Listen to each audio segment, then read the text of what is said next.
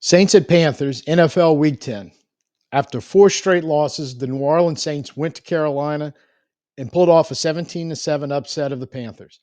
Rookie quarterback Tyler Shough had a big day in his second ever NFL start and included fantastic offensive performances by wide receiver Chris Olave, tight end Juwan Johnson, running back Alvin Kamara. Offensive line was pretty good. And while that was going on, the defense did surrender an early touchdown on Carolina's first drive. But after that, they turned on shutdown mode for the remainder of the game. I break down all the numbers and give you my gut reaction filmed at halftime and my final take on the dominating finish to the Saints' victory. I'm Tim. Let's talk Saints. So it's halftime. Saints are up 10-7 against the Panthers. Just my quick reaction from what I saw in the first half. And look, we know it didn't start great, but I think offensively, let's do them first. Um, I think they were solid. They were able to move the ball. They were able to do some things. They still got in their own way, but overcame most of them. And the last one, I'm kind of happy, glad it happened. Um, Shough first half numbers: 61% completions on 11 of 18, 186 yards, a touchdown. That's 9.8 yards per pass. Not bad. Overall rushing for the Saints: 14 carries, 50 yards, 3.6 average.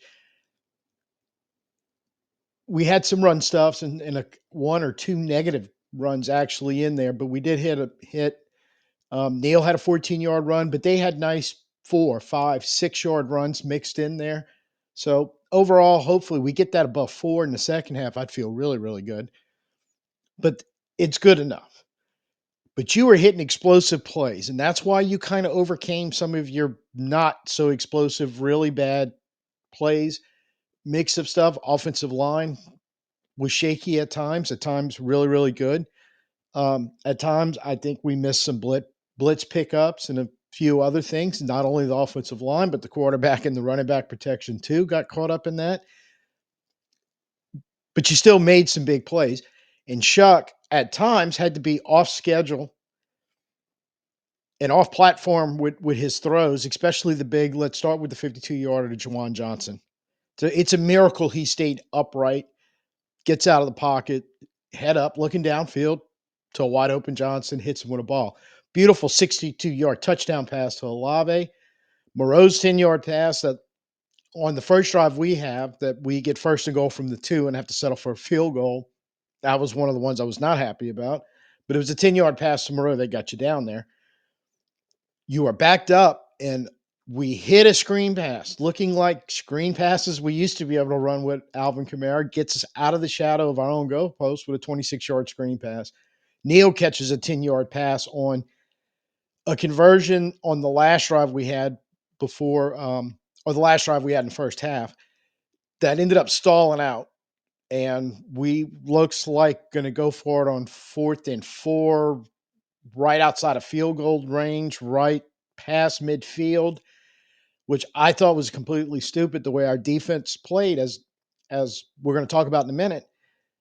Punt the ball. 27 seconds left on the clock at that point. Defense is going to hold them as long as they don't do something incredibly stupid. We're going to get out of there with the 10-7 lead.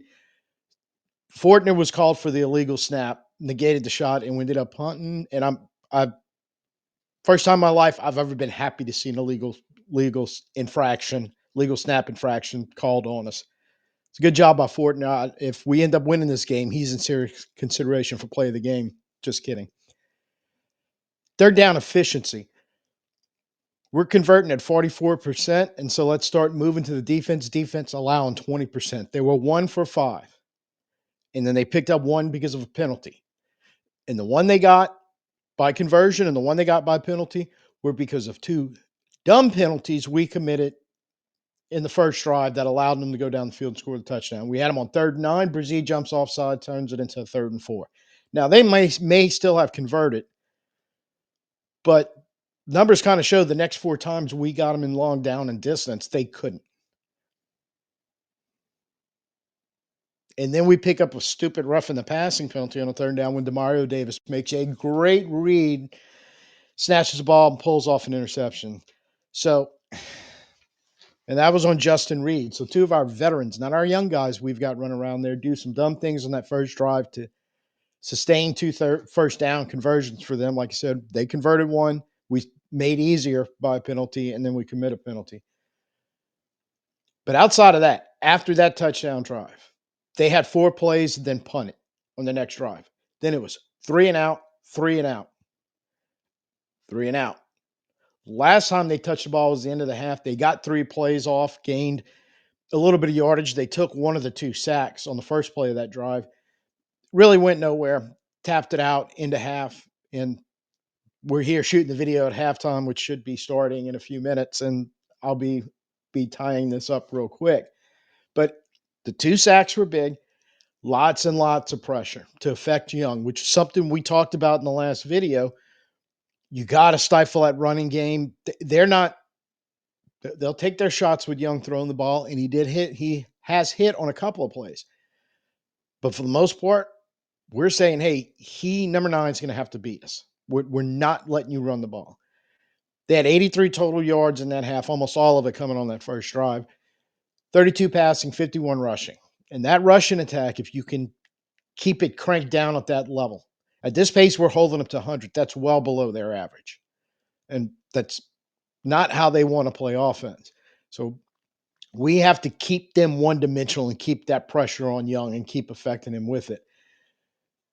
So far, I feel the game, both sides of the ball has been fairly good. There were cracks. Now, defense tightened everything up after that first drive. That's where most of their problems were. Offense, it was kind of a come and go thing. But it's one of those situations where we've been wanting those big, gigantic, super explosive plays. And a 52-yarder on a field goal drive and a 62-yarder that leads to a touchdown. We need to be more consistent so we don't have to rely on 52 and 62-yarders to get our points. And we need to convert red zone looks into touchdowns.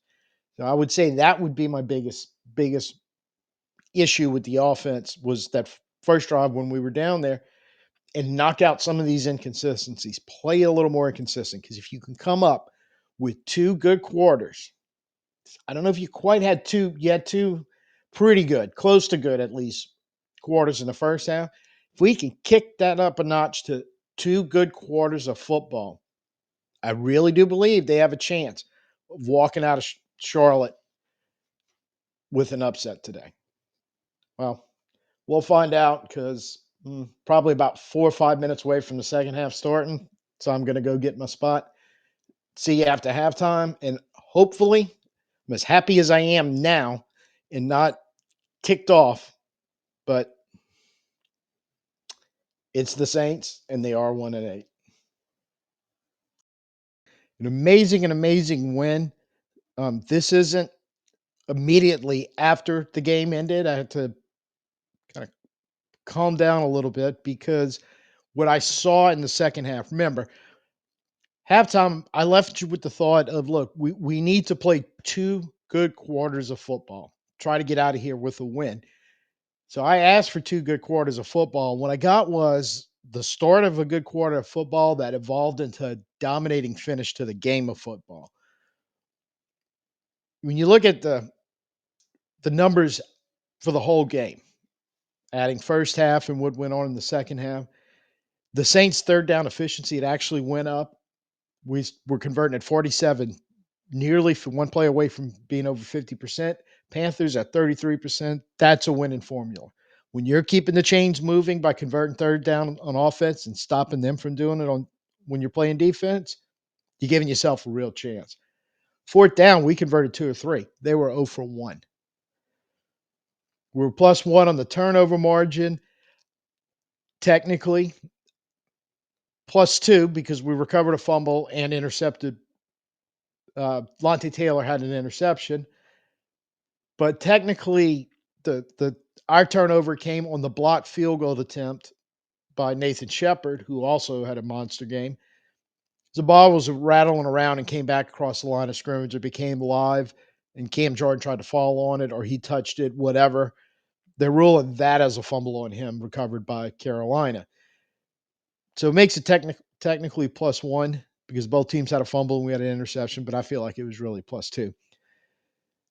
We had heavy pressure all day. We got home with 2 sacks, both fairly big and significant, one in the first half, one in the second half.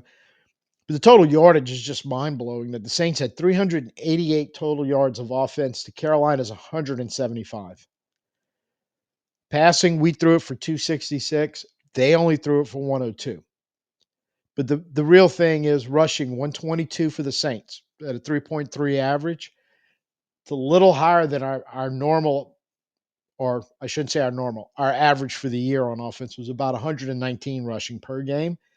They were north of 130 yards rushing per game. We held them to 73, 3.2 yards a carry. When we did the preview show on Friday, talked a whole lot about that was the telling numbers that we had to be able to run the ball. We had to stop them from doing it. We talked about it at halftime. They did it, and they did it emphatically in the second half. Just one, to keep this completely honest, we still had issues in the red zone, and penalties were still bad, very bad, and very costly because, as we talked about in the first segment, two of them very well helped Carolina score the only touchdown, the only points they had all day.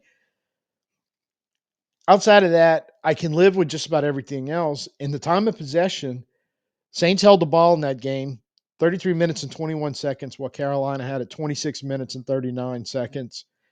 So about almost nearly 7 minutes more, or half a quarter of football, roughly more than Carolina had it.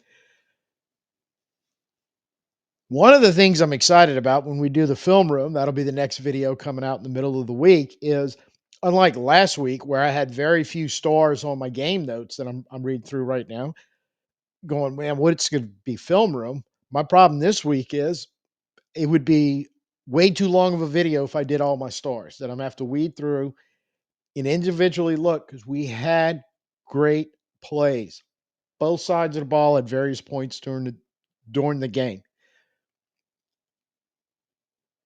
For the most part, we're not a very good football team, indicated by a 2-8 record with our second win, right? But at times we can be good. And when things are going wrong, if you can step up and make that big play, Alontae Taylor's interception, for example, or Nathan Shepard's sack, or Chris Olave making a big catch, or Tyler Shough managing to escape out of a pocket and then finding Juwan Johnson wide open downfield and hitting him with a pass. That's how you keep yourself in games and give yourself a chance to win. And if you can make more of those plays than the other team did, and we did. If you look at the numbers for the game, Shough, 19 of 27, 70% completion. I did not see where PFF had posted their adjusted completion percentage, but I think that number is going to be a little higher. He had a couple drops and he had some throwaways, some timely throwaways, one of which saved us in the first half from getting sacked for a safety. So 282 yards passing, 2 touchdowns. So very good game. And he looked, at times, he did look rough around the edges. At times, second start as a rookie, did struggle to maybe seeing what was happening with blitzes and coverages coming in, but they were few and far between. And when they did happen, what he did do was protect the ball. Didn't try to do something crazy. I don't think he panicked. I don't think you can ever use that word. Um, not very much in this game, but things didn't go well protected, especially the way our defense was playing in that game after the first drive when Panthers scored the touchdown. Just don't put the defense in a bad position where they're going to they have the chance of giving up points on the short field. As long as Carolina was having to work for it, yard after yard, to try to get down the field, our defense was fine. Play complementary football. We'll talk about a great job they did of doing it a little later. Running game was solid enough. Kamara, 22 carries for 83 yards, 3.8, almost 4 yards a carry there. Neal, 4 for 22 for 5.5. And Taysom Hill came in and did some tough, dirty yards like he does for us. So he was 7 carries for 20 yards, 2.9, just shy of 3 yard an average per carry, but he was grinding out tough yards, especially late in the game when we were trying to put the game away by killing the clock. That's the Taysom we need. And with little wrinkles with those read options, Alvin actually had some nice runs out of that package when the defense was ready for Taysom to keep doing what Taysom does normally, is try to run the ball out of that. Giving Kamara a chance on some of those carries really was important to keep those drives going. Our receivers were excellent, minus, yeah, we did have one or two drops floating around in there, but I can live with it when you're looking at production all of a sudden showing up. Chris Olave, 5 for 104 yards and a touchdown. Juwan Johnson, 4 for 92 yards and a touchdown. Alvin Kamara, most of this coming on that screen pass, but still 3 for 32 yards. You know, 10 plus yards a pop. Plus, for all three of those guys, Valet and Mitchell Payton, our tight end that we had picked up off of waivers 3 weeks ago, I believe, from Baltimore, they both get in with a 15 and a 14-yard catch, respectively. We had a lot of balls going for 10 plus yards, those explosive plays. And I'm sorry, if you're going to call a 10, 11, 12-yard catch an explosive play, we were dropping 30 yarders, 52 yarders, 62 yarders. That's dynamic nuclear plays, I guess. We were hitting them. We were hitting them big. We were hitting them downfield with it. Defensively, Demario Davis was Demario Davis, 7 total tackles. McKinley and Werner both chipped in with 6 total tackles. They were all over the place. So even when McKinley was struggling a little bit in coverage, no missed tackles. We didn't have a huge missed tackle issue today. So you weren't giving up those 10, 14, 20-yard catches with most of the yardage coming after the catch. We were limiting their yak because they want to throw it short. And that's basically what they did all day when we forced them to start throwing the ball. By the way, Pete Werner also had the fumble recovery. Nathan Shepard had a sack. Cam Jordan had a sack. Shepard blocked the field goal that we were talking about a little while ago. And I think they did a solid job just containing that running game in Rico Dowdle, Panthers running back. I know he was a little banged up, but still, he could still hurt you. He showed that in that first drive. I think that's the majority of the defensive mistakes, even outside the penalty. We did have some missed tackles in that drive. I think that's where they all showed up. But like I said, we turned on the domination switch. We just shut them down. And it just continued. And it fed the offense because it really needs to be noted. And this is why I don't care that the score was 17-7 and people, well, it was only a 2-score win. I know I'm going to hear some of that. Fine. Yeah, you're right. It was.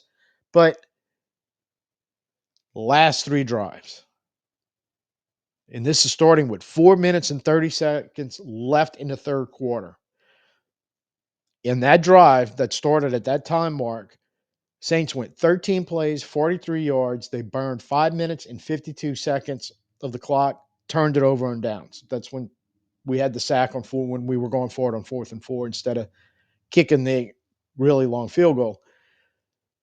Next one, 6 plays, 43 yards, 2 minutes and 34 seconds, touchdown. That was Shough to Johnson for 30 yards on the touchdown pass, pitch and catch.